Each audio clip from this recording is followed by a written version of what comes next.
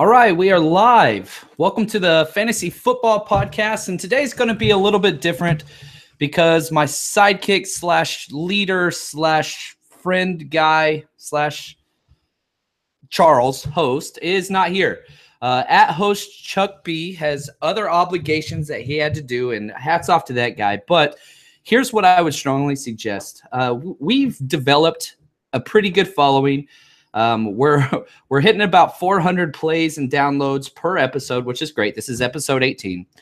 But if you have done nothing, we don't really care if you follow us on Twitter besides the conversation. But I do want you to do this.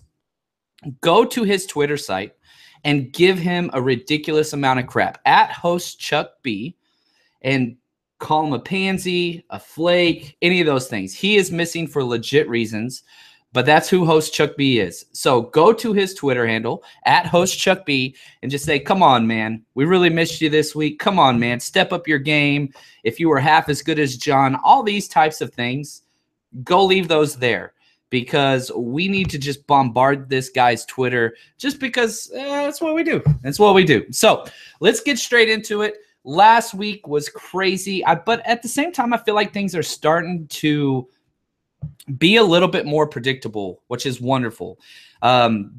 Because for a while there, especially those first 3 weeks, all of the quote-unquote fantasy experts, not that we would ever put ourselves in that category, totally whiffed, especially on draft predictions and all of these types of things. So here's what we're going to do. We're going to go through a lot of the injuries, the significance of that, and then we'll get into news and notes and some trade ideas, some trade strategies, and some ways that you can steal a win or two before the season is up. So here we go.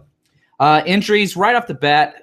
This one is probably the most severe, and that's Joe Thomas, the left tackle for the Cleveland Browns, tore his tricep. Now, what's crazy is he is the ultimate Iron Man when it comes to football. And I know you're saying, man, this is fantasy football. Why are we talking about linemen?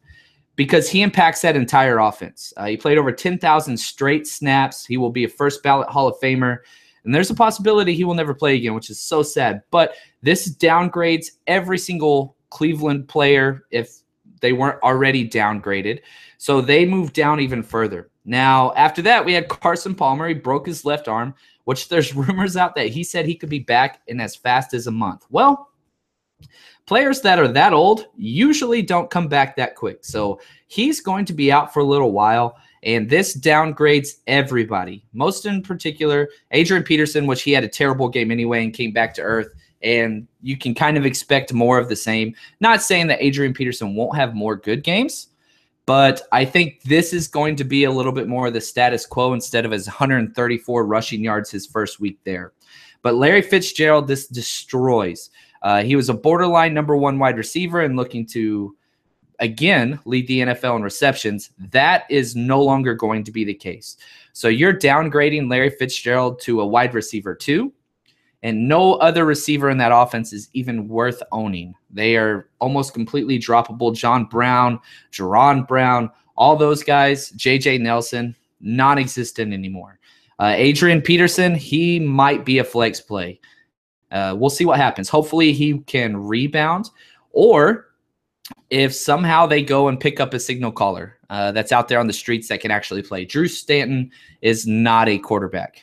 He's a backup guy that understands the system, but we saw what happened. It's not going to go well. Also, Smoking Jay Cutler broke his ribs. It actually says cracked his ribs, and they said plural. So he is going to be out for a while. That's a severe injury for a guy that is out of shape.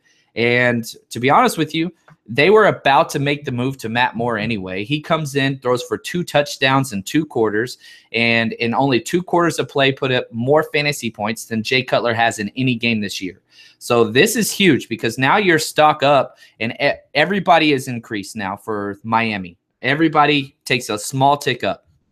Devontae Parker is practicing, but I don't think he's going to play. So Kenny Stills, Jarvis Landry must starts absolutely in all formats right now while things are the way that they are. So that's great. Now, is Matt Moore a fantasy quarterback? No. In super flex 2 quarterback leagues, yeah, go pick them up. Dynasty, obviously not. Andrew Luck, oh my gosh. Super sadness here. Ruled out again for week 8. He's not even throwing again since that shoulder came back. And I'll be really honest with you, I would not be surprised if they just shut him down. There is a great chance that he does not play one snap. They are 2-5. They're not going to be in the playoff hunt. That's just what it is. Why rush him back for long-term injury? So you just got to understand, the Colts are done. And he is 100% droppable in all formats. And I have him in several leagues, and I thought he was the steal of the draft whenever I got him in the 10th round. I was wrong. Host Chuck B, I'll give him props. He called me out on that, and he was 100% right. Definitely do not need to own Andrew Luck in any formats besides Dynasty. He needs to go. Emmanuel Sanders, he's now day-to-day with his ankle. I still don't think he'll play this week. Go give Demaryius Thomas a start. Now, crazy stat, Demaryius Thomas has not scored a touchdown yet this year. He is going to. He had the amazing play. It was like a 50-yard reception that was called back on a ridiculous pass interference call. So go get, telling you right now, go get Demaryius Thomas. I know that offense has looked terrible, but this is a guy that will be a wide receiver 2 with upside moving forward rest of season. And when Emmanuel Sanders comes back, that's great. It's not going to affect him too much, but obviously take him right now. Corey Davis, this is a huge pickup. A lot of people did not pick him up. He's on a bye week. He has missed since week 2. But if you go back to his first game, whenever he had 8 catches for 64 yards, he is going to be a focal point in this offense when he comes back. And they have been resting him. His hamstring has continued to act up. But this was the target next week. So you are picking him up now, and the upside there is it couldn't be any higher. You are talking possible wide receiver 1, wide receiver 2, and a guy that is just sitting on waivers right now. He's only owned in about 65% of leagues, and he didn't show up on a lot of people's waiver wires because he's on a bye week. But guess what? We're getting later in the year. This is not the time to just follow what everybody else does. Everybody's trying to get the one guy that they can play this week, especially this week with so many teams on bye. But that's ridiculous. You have to plan ahead. You have to plan ahead. My favorite fantasy football moment ever is whenever I picked up Odell Beckham 2 weeks before he was supposed to come back his rookie season. And he saved me from losing that year. It was a bad year. That was the same year that Ray Rice and Adrian Peterson were suspended for the whole year, who both were on my teams. And so this is the stuff that you have to do. You have to outthink your opponents and go a week or 2 early. So go check right now if Corey Davis is there. You need to pick this guy up, okay? Delaney Walker, his injury looked terrible, but turns out it's just a deep bone bruise, and he should be okay. Again, the bye week helps him out tremendously. He probably would have been a game-time decision if they were playing this week, but he should be just fine next week. Now, let's get into some news and notes, and let's start with the wonderful Martavis Bryant. This is just hilarious. I feel like the Steelers locker room and behind the scenes needs to be on television. You got people stealing bikes. You got Twitter feuds. You have all these things. You have Martavis Bryant, who nobody has ever claimed is a very intelligent human being, complaining to the refs, or complaining to the coaches, complaining to the press, complaining to teammates, and all these things. And the first practice back for the week, he just didn't show up and said he was sick. He was on Twitter. Well, that didn't go well because he shows up the next day and he gets suspended. He is now on the scout team, the practice scout team, and he is inactive for the upcoming week. Completely droppable. He is requesting a trade, but guess what, buddy? The trade market's not going to be high for you, and this is not the way the Steelers do business. If they're not willing to negotiate with Le'Veon Bell and Antonio Brown outside of practice, you got to think, Martavis Bryant, sorry, man, that's just not going to be who you are. We've seen this before with prima donna wide receivers, namely Mike Wallace. They are just fine letting you walk out the door, but they are not going to meet your demands. So Juju Smith-Schuster is a great play this week if he clears concussion protocol. It didn't look severe, but you never know with concussions and head injuries. So go get Juju Smith-Schuster. Martavis Bryant is droppable in almost all formats except deep leagues, which, let's be honest, a lot of people were wrong on. The good thing about Martavis Bryant is he plays very well at home. So if you decide, you know what, screw that, I'm keeping him. Obviously, you're not playing him this week. You play him on the home week. Wait till his next home game, and let's see how it goes because he's the kind of guy that could still blow up for touchdowns. Dwayne Brown, not necessarily injury. He was holding out, the left tackle for the Texans. And he's a top 4 left tackle in the league, and he comes back to an already potent offense. He had the entire bye week to get back into the scheme of things, which for a left tackle that's been there his entire career, you definitely don't have to worry about. But this is a huge stock up for everyone. Deshaun Watson, Lamar Miller is a great buy low candidate right now. Go get Lamar Miller in leagues. Nuke Thompson, all these guys, Ryan Griffin, this helps the entire offense. Not that they needed help. They've been absolutely amazing. Aaron Jones, it was unreal how well he played. He started the game for the Packers, came out, and just dominated. If you're on my Twitter feed, I went and cut up all the film of every carry and touch that he had this week, and it's just awesome watching those back-to-back. The kid's something special out of UTEP. I was really high on that guy during the draft. I say high. I had a 4th round pick on him. I think they got him in the 6th round. Ty Montgomery only had 4 carries for 6 yards. The days for Ty Montgomery are over. I'm not saying drop him, but if you're expecting him to come back and be a feature back, especially without Aaron Rodgers, you are very, very wrong. Okay, I think he'll come in on some passing downs, but this is Aaron Jones' show now. As long as he keeps putting up like this, he is startable in all formats. All Packers wide receivers are worthless. This is sad. So initially, when Brett Hundley came in, I was knocking everybody down 1 tier. So, for example, Jordy was a wide receiver 1. I moved that to a wide receiver 2. Whenever I say wide receiver 1, what I'm saying is top 12 of the position. So I was wrong about that. The leading receiver for their team was Martellus Bennett with 17 yards. 17 yards receiving was the most by anybody. So hopefully they improve. But with every single wide receiver and tight end for the Packers, all you're hoping is for 1 touchdown. So hopefully it's their bye week as well. Hopefully they get things in order, but it is just trash. Hunter Henry, he completely outsnapped Gates 100-75, and he is now the true number 1 moving forward for the Chargers. And I consider him a top 6 tight end for the rest of the season. So he's still available in some leagues. I think he's like 70% owned. So go check that out. I know waiver wires just went through, but go out there and snatch these guys up. You always got to check. And it's so funny. There's so many times where I'm in a league and I'm just like, no way somebody's out there. No way somebody's out there. Somebody dropped Jarvis Landry in a 12-team league that I was in, and I was able to get him. I have no clue. I still don't know why you would drop him right now.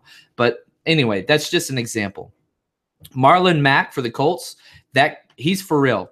Now, he outsnapped Gore. This is the 2nd time that somebody outsnapped Gore this year, but it's all based on how close the game is. If the Colts are blowing somebody out, which they won't this year, Gore's going to rest. They're going to rest the old guy. Okay, if it's close, Gore is playing. But Marlon Mack is going to be a force to be reckoned with. And if he can somehow steal away those goal line carries, you're talking RB2 for the rest of the year. So Marlon Mack, absolute must start. He is going to be wonderful as long. And the cool thing about Marlon Mack is even if the Colts fall behind, which they have done, they're going to keep getting work to their rookie. So it's almost more beneficial for Mack if the game gets out of hand. If you have Gore, you're expecting a close game, play Gore. He is definitely a viable option. Okay, waiver wires went through. And on a couple of these guys, most of these people were picked up. Ted Ginn, double digits in 3 out of 4 weeks. Kenny Golladay is an absolute must start as long as Golden Tate is out. His arm is still in a sling.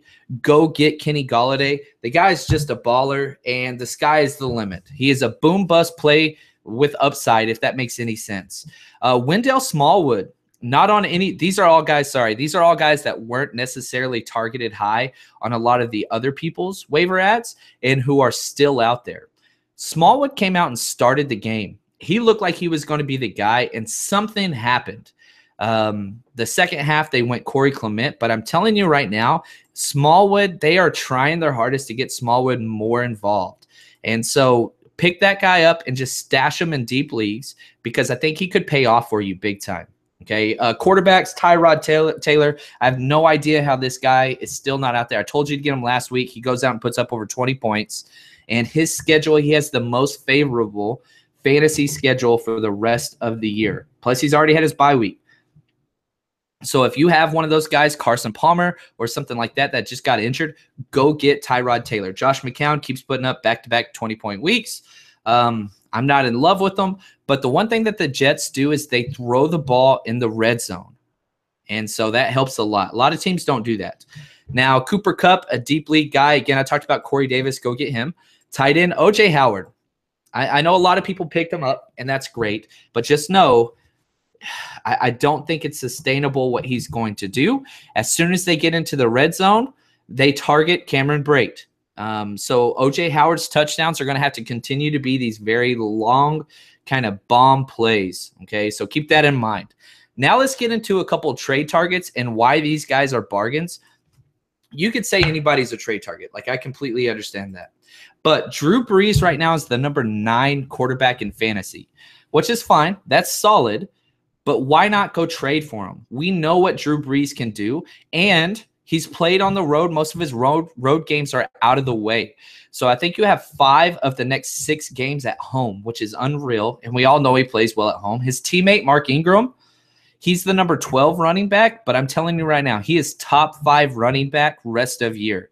The amount of touchdowns that this guy is going to get and the amount of carries he's going to get are just ginormous. As soon as Adrian Peterson left the building, this guy not only became a different player, but he's getting more carries. There is no more that whole Sean Payton, hey, Mark Ingram, we don't really like you thing. So they like him, and they're going to ride him and Kamara. There's plenty of room for both of them, not 3, but 2. And so go get Mark Ingram. Joe Mixon, number 36 running back. Here's what's crazy. If you watch the first half of that Cincy game last week, Joe Mixon was phenomenal. He did not get 1 carry in the second half. Now, the one thing that scares me a little bit about Joe Mixon is he went and complained to reporters. I don't know why the coaching staff's not getting me carries, which he's a hardcore whatever. He's not a very smart guy, punch girl in the face, all that kind of stuff. And so this is huge. So hopefully the locker room and the coaching staff don't turn against him. Marvin Lewis, I don't know how that guy's still coaching. But anyway, Joe Mixon is a buy low guy. Go get Joe Mixon because the owners of Joe Mixon are pissed off because they keep seeing these flashes, but he has not paid off for them yet. Sterling Shepard, which I'll talk about him a little bit more in a fantasy trade that I just got done in the league. He is the number 49 wide receiver coming off an injury, but he's going to be a top 24 wide receiver or a wide receiver 2 rest of season. There's only 2 people that they're going to throw the ball to in New York, and that's going to be Evan Ingram, the tight end, who is a stud rest of year, and Sterling Shepard. They're going to put up a lot of volume. Dez Bryant, number 21 wide receiver. If Zeke gets suspended, those touchdowns are going to go in the air. They're going to throw the fade. And Dez is probably one of the top 3 best fade receivers in the end zone. So go get that guy. Hunter Henry, I already talked about. Now, real quick before I jump off, I want to talk about a couple strategies that I try to do this time of year to steal a game or 2. And what I will do is I will look through my roster and see, which this week was the perfect one, if I have a lot of bye weeks. Okay, if I have a lot of bye weeks, what I'm going to try to do is I'm going to trade away players for future bye weeks to the teams I am playing. So, for example, I have Pierre Garçon in a lot of leagues just because I knew the volume and consistency would be okay. He's a decent flex play, and I love the 49ers. I'm a little biased there. So, his bye week is week 11. So in one of my leagues, I go look at, okay, Pierre Garçon, he's got a week 11 bye. Who am I playing week 11? I pull up that roster. I want to trade away my player to their bye week. That way, when I play that team, they can't use them against me. I know it's a small thing, and I'm going to make sure that whenever I do a trade, I'm getting back value plus. So I traded Pierre Garçon to my week 11 opponent for Sterling Shepard. So I have Sterling Shepard ranked ahead of Pierre Garçon, just flat out. And then you put on top of that, well, I'm still in Sterling Shepard, and I'm going to play him against that guy here in 3 weeks. It's little things like that that you can still and sneak away a win. Figure that out, okay? So go through your roster and just make sure, okay, what bye weeks do I have? Oh, my goodness, I have 3 wide receivers on bye week in week 11. Well, fix that situation. Get rid of one of those guys in a trade and try to get something back. That's the whole idea there. Also, pay attention right now. See if the waivers went through, because there's so many teams on bye right now, and go and look at everybody's roster. And I guarantee you, on every single league that you're in, you're going to find somebody that doesn't have a kicker, that doesn't have a defense, that doesn't have a tight end, so on and so forth. See if you can take advantage of that. Hey, man, I noticed you got this guy on bye. Hey, and type this in there. Let them know. You can start this guy. He's already had his bye. And so you are selling low and you are selling high and buying low, and take advantage of the guy that's like, oh man, I have no clue what to do. My roster's not full. Go take advantage of those guys. That's what it's about, because everybody's rosters and the waiver wires are about to start drying up. Everybody understands kind of what's going on. So what you need to do is just make sure you are winning the situation and outsmarting your opponents. So a couple things. Hopefully those work out. Let me know. Hit me up on Twitter, JL_Chapman, JL_CHAPMAN. If you get some of these bye week trades in, I'd love to hear about it. And again, if you haven't already, go to @HostChuckB and give him a hard time, because man, he needs it. We just need to give him a hard time. But anyway, thanks a lot, fantasy football fans. We appreciate you guys, and we will talk to you next week. And Chuck will be back next week. You won't just have to listen to me talk for 23 minutes. So take care, guys. All right. Peace. Thanks, guys, for watching.